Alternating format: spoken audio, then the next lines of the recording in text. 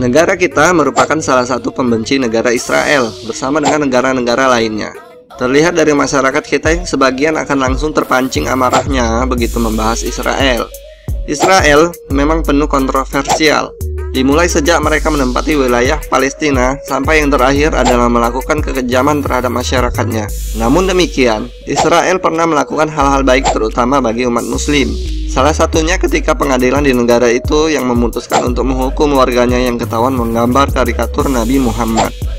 Berikut ini 5 fakta negara Israel yang harus kamu tahu.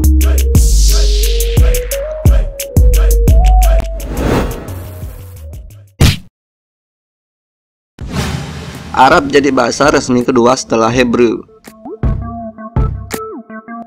Cukup mengejutkan mengetahui fakta ini ketika melihat Israel yang begitu dibenci oleh kebanyakan negara-negara di Timur Tengah. Tapi faktanya memang demikian. Orang-orang Israel memakai bahasa Arab sebagai bahasa resmi selain Hebrew.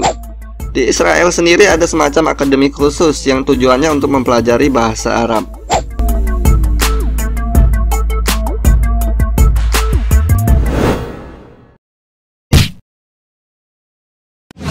Einstein pernah ditawari jadi pemimpin Israel.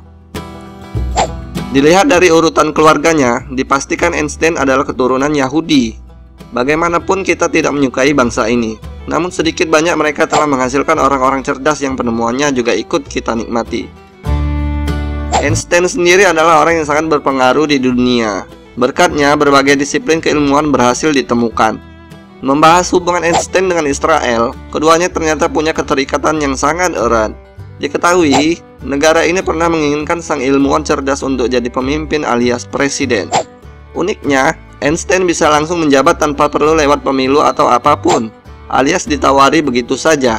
Namun Einstein menolak tawaran sekali seumur hidup ini, dengan halus dan memutuskan untuk tetap tinggal di Amerika saja.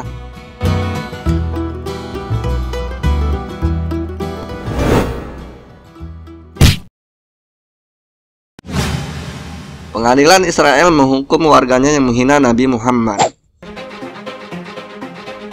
Dari kabar yang sering muncul di televisi atau media yang lain, digambarkan Israel sangat bertentangan dengan Islam.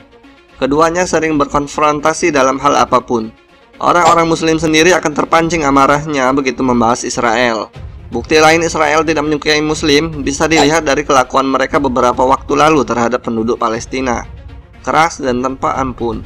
Meskipun demikian, ternyata mereka pernah melakukan satu hal yang membuat seluruh umat muslim di dunia menyunggingkan senyum. Sama seperti orang muslim yang tak menyukai Israel, orang sana juga begitu tidak suka dengan Islam. Mereka bahkan sempat melakukan penghinaan yang menyakitkan terhadap Islam. Pada tahun 1997 lalu, salah seorang Zeus ketahuan menggambar Nabi Muhammad sebagai aksi kebencian. Alih-alih membiarkan hal ini, pengadilan Israel justru menjatuhkan hukuman berat pada pelakunya. Entah sekedar mencari muka atau memang tak suka seseorang menistakan agama. Tapi yang pasti hal ini patut untuk diapresiasi.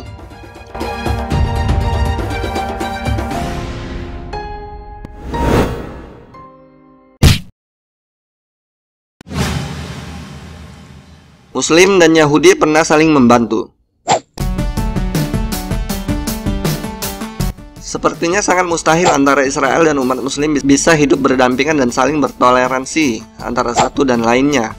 Mengingat masing-masing pihak sudah menunjukkan ketidaksukaannya, itu lewat berbagai cara termasuk perang. Sebenarnya, apakah mungkin orang-orang muslim bisa menerima kaum Yahudi dan sebaliknya? Ternyata sangat bisa. Hal tersebut pernah terjadi di zaman Nabi Muhammad dulu. Tak cuma itu, di era abad 19, hal tersebut juga pernah terjadi. Seperti yang kamu tahu, Yahudi pernah sangat dibenci oleh Jerman dulu ketika Nazi berkuasa.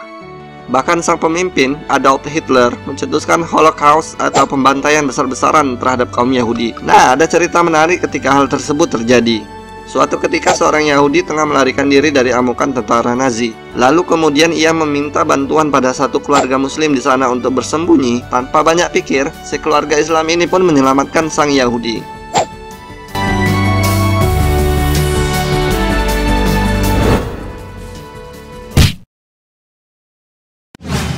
Ada sekte di Israel yang mendukung kebebasan Palestina.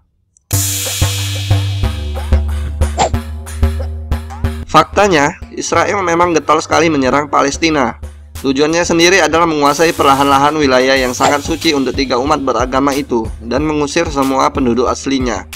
Namun, ternyata tidak semua orang Israel setuju dengan wacana ini. Ada salah satu sekte di sana ada yang menentang aksi pemerintah yang ingin berkeras hati menguasai Palestina. Kelompok ini bernama Neturei Karta.